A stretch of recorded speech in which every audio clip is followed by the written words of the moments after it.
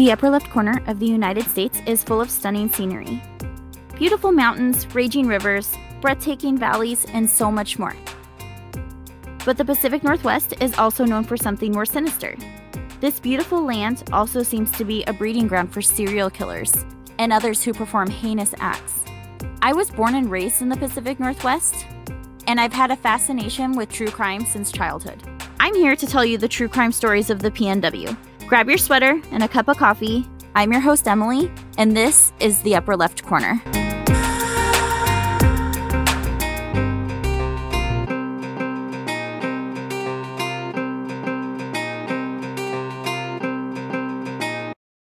Content warning. The following program may contain descriptions of violence and/or sexual assault that may be upsetting to some listeners.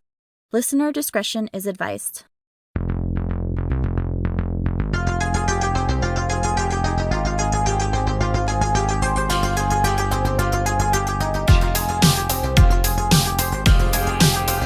Dispatch, how can I help you? Last night I got home from the bars with my girlfriend.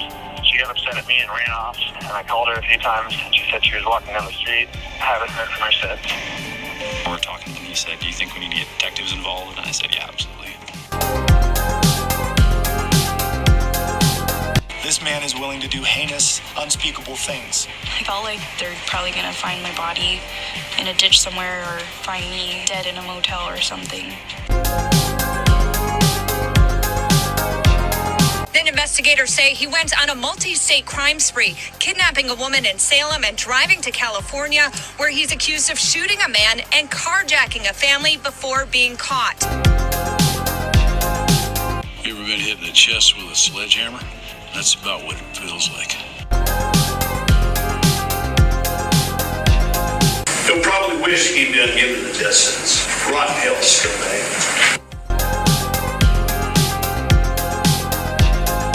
The family tells me they will never be the same, but they say that they're Kaylee strong, and they are. Tough story. To hear the grandfather say, and he says it so eloquently as he starts to break into tears, she carried a smile and she carried love. And to see the family carry on her legacy like this with other children and reading is just something really special. And for that family to have this focus now is probably so important for them. Yeah, and they say they want her to be remembered for her good, yes, for the good she is, rather than this horrible crime. Tomorrow is Read Across America Day, too. Yeah. So appropriate. So if you read a book to somebody tomorrow, think of Kaylee. Think of Kaylee. Thank you, Amy, for sharing that. This week, I'll be telling you the story of Kaylee Sawyer.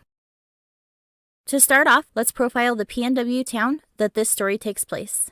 The city of Bend, Oregon is located in Deschutes County. Bend is the largest city in Central Oregon, and as of the 2010 census, the population was 76,693, which had grown from 52,000 at the 2000 census. Bend is located on the eastern edge of the Cascade Range along the Deschutes River.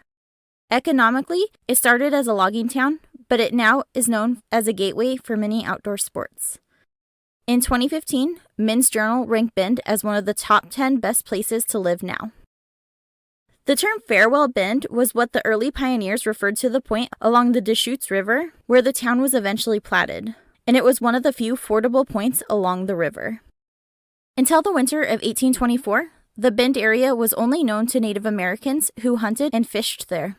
That year, a fur trapping party visited the area, and other fur trapping parties and army surveys followed after that. In 1904, a small community formed around a newly built sawmill, and a city was incorporated by a general vote of the community's 300 residents.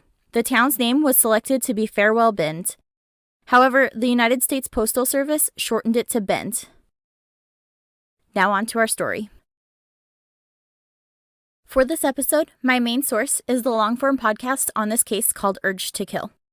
It was created by the team at KGW News, and if my telling of this story piques your interest, you can get a much more in-depth look at this case by checking out the 8-part Urge to Kill podcast. I'll link it in my show notes and on my website, which is upperleftpodcast.com. In 2016, Kaylee Sawyer was a 23-year-old who lived in Bend, Oregon with her boyfriend Cameron. She was a dental assistant who had decided to go back to school to pursue becoming a dentist. She was attending Central Oregon Community College. Kaylee came from a blended family, and she was the oldest child with 4 little brothers. She had been with her boyfriend for around 2 years, and they were living together at an apartment near the college campus. From all outward appearances, the couple seemed happy. On July 23, 2016, Kaylee went out with her friends and her sister to celebrate a bachelorette party. By all accounts, everyone had a great time. Her friends did notice she was dancing with someone other than Cameron, but alcohol was involved, so no one thought too much of it. Once the bride and a few of the guests had decided to call it a night, Kaylee and her friend decided to go bar hopping downtown. After a while, she decided she was ready to go home and called her boyfriend Cameron to come pick her up. They drove back to their apartment that they shared near the campus of Central Oregon Community College. However, they got into an argument as they pulled into the parking lot, and Kaylee stormed off. Cameron went upstairs to the apartment, knowing that Kaylee had a habit of walking it off when she was angry. They exchanged texts where Cameron asked her to come home, but her phone died. He drove around the college campus looking for her, but he couldn't find her and went home to wait. In the morning, Cameron kept calling her phone, and it went straight to voicemail, so he contacted Kaylee's parents, and they began to search for her as well. At first, they were thinking maybe she went to a friend's house to blow off some steam, or worst case scenario for Cameron was that maybe she met back up with that guy she was dancing with at the bar that night. But as the day went on, and Kaylee was not in contact with her boyfriend, her family, or any of the friends she had been out with the night before, everyone began to panic. By Sunday, July 24th, 2016, both Kaylee's mother, Julie, and Cameron called 911 to report her missing. They made a missing flyer with a picture of Kaylee wearing a Red Sox hat leaning against a tree. She was an absolutely gorgeous young woman with blonde hair and big blue eyes. To Julie, Cameron's story wasn't adding up, and she started to get suspicious of him. The police viewed Cameron as the initial suspect, as the boyfriend/husband typically is, but the police stated that he was completely cooperative, handing them his computer and anything else they asked for immediately and willingly. He was ruled out fairly quickly as a suspect, and then they moved on to finding the man from the bar. But he was also quickly ruled out when his story matched that of her friends, that they just danced and went their separate ways. They were still entertaining the idea that maybe she just needed to blow off some steam and she would show up to work on Monday. But when Monday morning rolled around, they got the crushing news that she did not show up to work. Knowing how much her job meant to her, the last hope that Kaylee was okay was lost. A few days after Kaylee was reported missing, a Rookie Bend police officer named Isabel Ponce Laura arrived at the Bend police station, but not for her shift. She demanded to speak with the detectives on the case immediately and told investigators that her husband, 31-year-old Edwin Lara, had confessed to her that he had killed a girl with his car and hid her body in a panic. She shared that she was skeptical of her husband's story. He was a security guard on the Central Oregon Community College campus, so she couldn't understand why he wouldn't have just called for help, and she couldn't figure out why he would hide a body if it was an accident. When the investigators asked where Edwin was, she stated that her husband had taken her gun and her car and she hadn't seen him since. The police set out to search the couple's home, and in the shed, they made the ominous discovery of a clump of blood-matted hair that appeared to belong to Kaylee, along with her purse and all of her belongings from the night she went missing. At that point, the police had a difficult task of letting her parents know that the case was being moved from a missing persons case to a homicide. Back at the station, the police continued to question Isabel about her husband, and a history of all of their marriage troubles came to the surface. While she was at the police academy, Edwin was caught having an affair. Like I said, Isabel was a Rookie Bend police officer, so this affair had happened within months of Kaylee's disappearance. Edwin and Isabel tried to make their marriage work by making lifestyle changes, such as getting involved in a church and giving up alcohol together. Despite their efforts, she said the marriage was still in trouble. The authorities' next move was to find Edwin, as they were concerned as to what he would do next. They put out a bolo, or be on the lookout, for Edwin and his car, and they tried to have Isabel call Edwin, but he didn't answer. Little did they know that another young woman had already gone missing. 19-year-old Andrea Mays grew up in Wapito, Washington, but had recently moved to Salem, Oregon. She loved being outdoors and had a job at the Ross Dress for Less store. 2 days after Kaylee went missing, and before Isabel had decided to turn her husband in, Andrea walked to her car after working a double shift at around 8 p.m. She started her car and was looking at her phone when a stranger reached his hand through the cracked window of her car. He got in the car with a gun and a backpack, and at gunpoint told her to drive. He instructed her to get on the freeway, stating that he needed to get to California and that he had just killed someone. He was very chatty and told her lots of details about what had happened to Kaylee, but Andrea was unaware of the disappearance that had happened over 2 hours away from her. He told her that he had killed a woman, drove to his parents' house to swap out cars, and drove the over 2 hours to Salem and waited in that parking lot looking for the perfect woman to abduct. About an hour after they got on the freeway, Edwin thought Andrea was driving too fast and was worried that they might get pulled over, so he decided that he wanted to drive. He handcuffed her to the gear shift and continued to drive. He was very talkative, asking lots of questions and telling Andrea about Kaylee. After a few hours, Edwin pulled into a hotel to get a room. Andrea, who has given interviews to both Dateline and the Urge to Kill podcast, says she doesn't understand how nobody in the lobby had noticed something was off with them. There was a clear age gap, and Andrea said she had been crying and looked like it, with her makeup running down her face. I feel like this is a good reminder to always be aware of your surroundings, and if your gut is telling you something is wrong, it's okay to alert authorities. It's better to be wrong and have things sorted out than to stay quiet when someone could be in a bad situation. Once they were checked into the room, he forced her to take sleeping pills by showing her a syringe and saying if she didn't take the pills, he would inject her with something. She tried to fight the sleep, but after working a double shift, being traumatized by a kidnapping, taking sleeping pills, and the fact that it was late at night, she was nodding in and out of sleep. He began to get close to her in the bed, and she felt like she was going to be sexually assaulted. But before he even touched her, her phone went off with an alarm.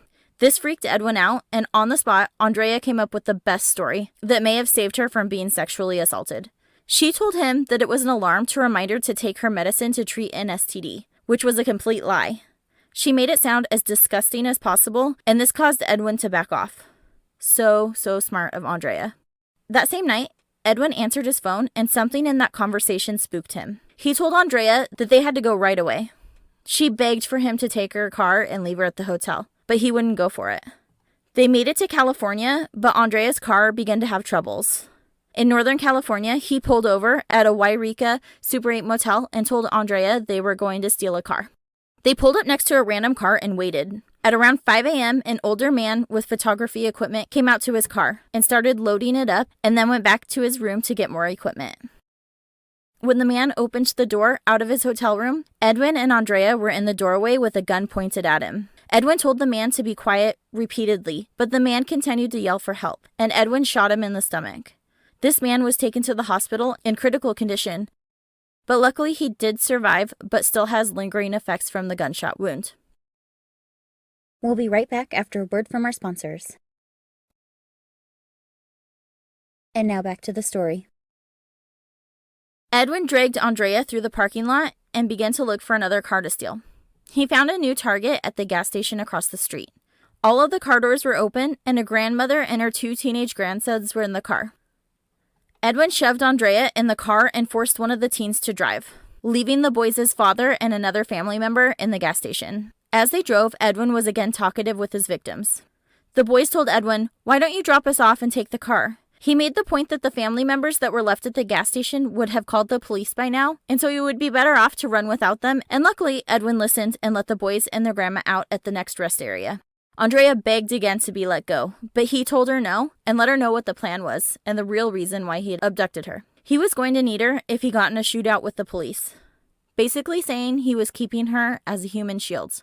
He began recording everything and made a video that I'll play for you right now. Hi, everybody. I just want to say that I apologize for everything I've done. Most likely I'm going to get caught.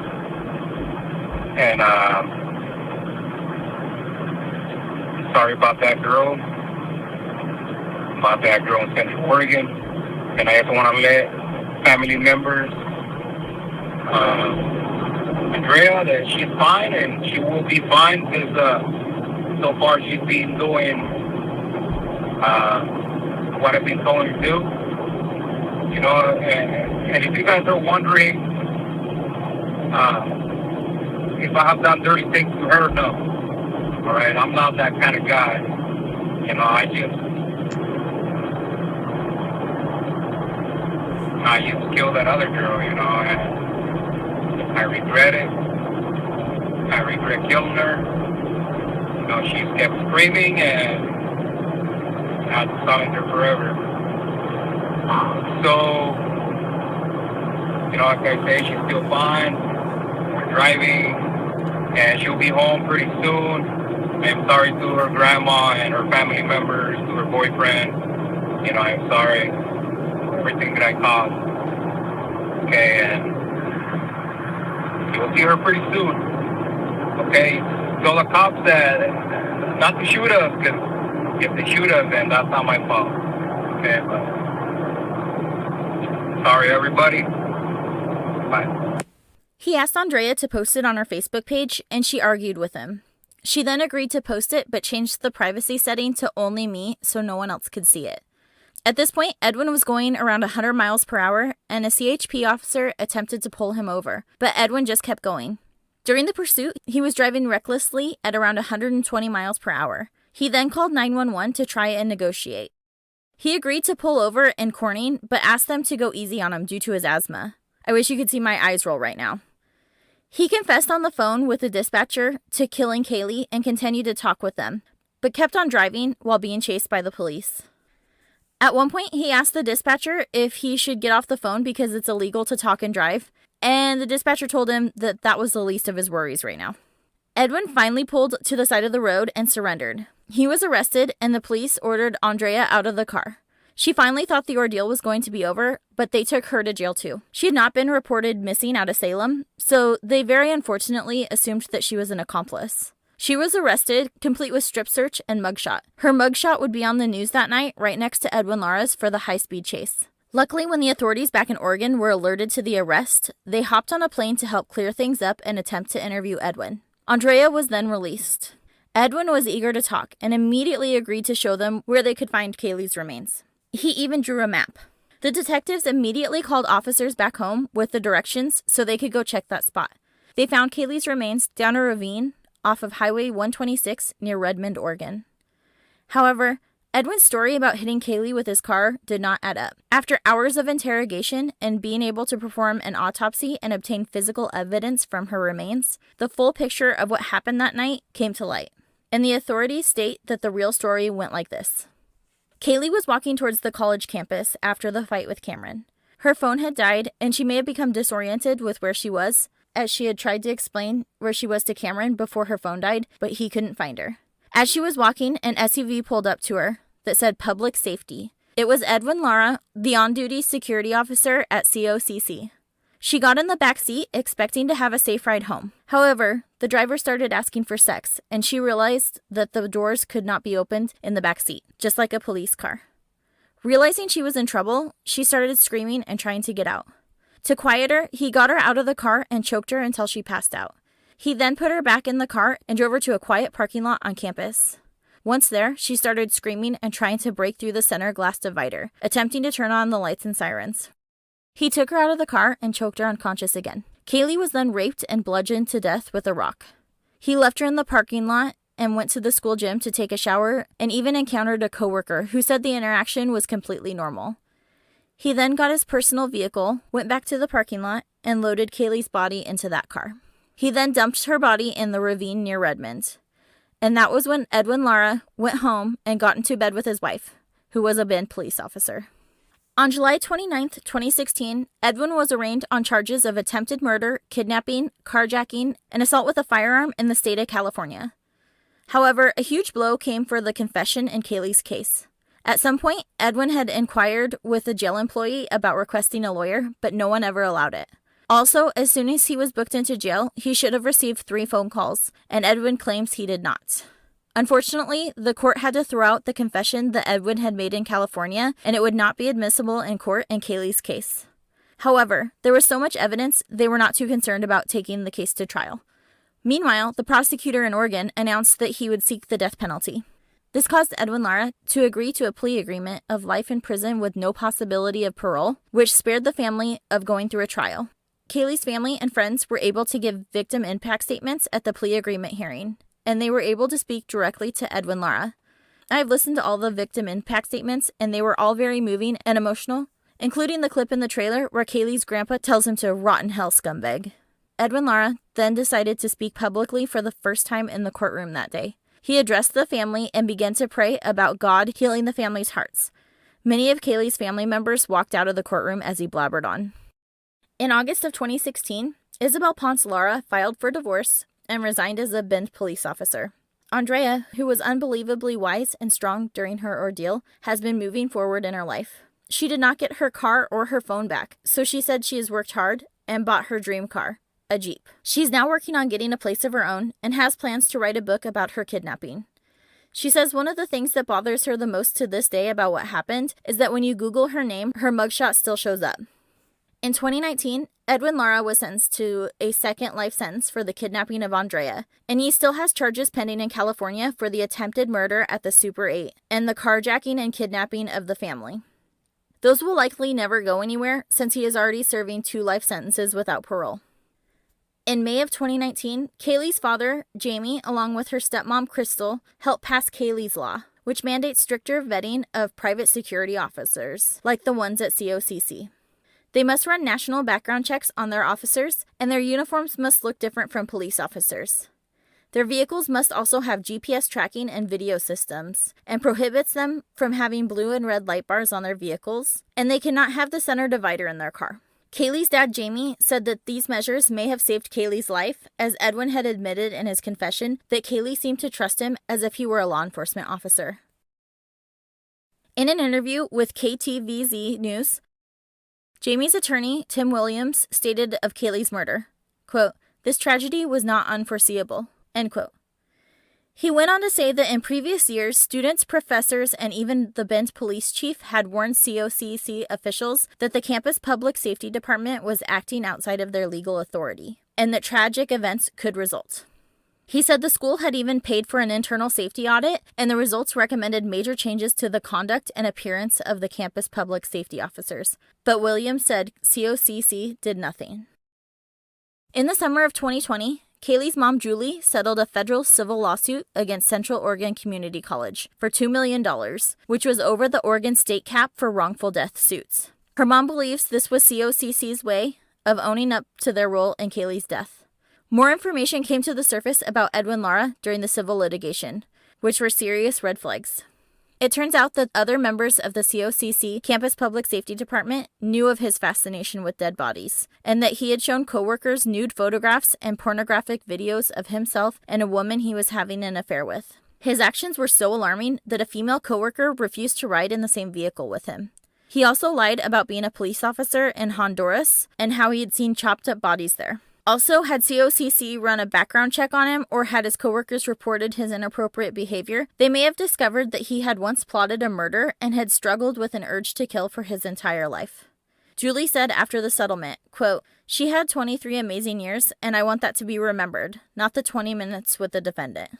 To keep her memory alive, Julie founded a program called KK's Readers after Kaylee's childhood nickname. The program donates the Dr. Seuss book, Oh, the Places You'll Go, to Head Start preschoolers, which was Kaylee's favorite book as a child. She loved Dr. Seuss because she shared a birthday with him. This week, in honor of Kaylee, I added a new page on my website called Support Victim Causes. If you visit it, you will see information about KK's Readers, and if you click on the Purchase a Book button, it takes you to the Amazon page where you can purchase books that will be sent to KK's Readers to be distributed to Head Start students. I plan on linking future causes related to the cases I cover, and will let you know when there is an opportunity to help.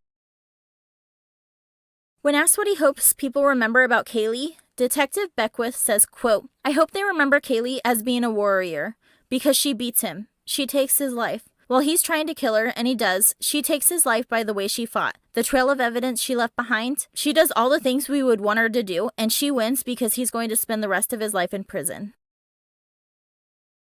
And that is the story of Kaylee Sawyer.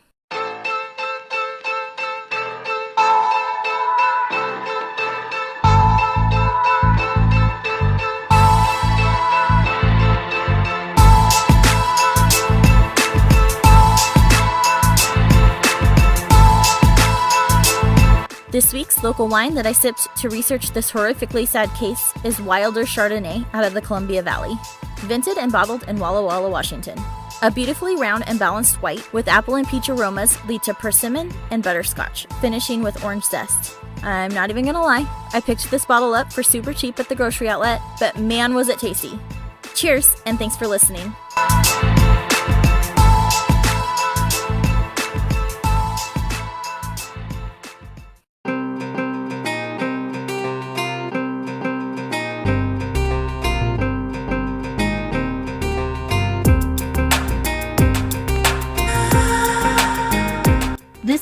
Upper Left Corner, a PNW true crime podcast. If you enjoyed the episode today, please leave a 5-star rating and review and share it with a friend.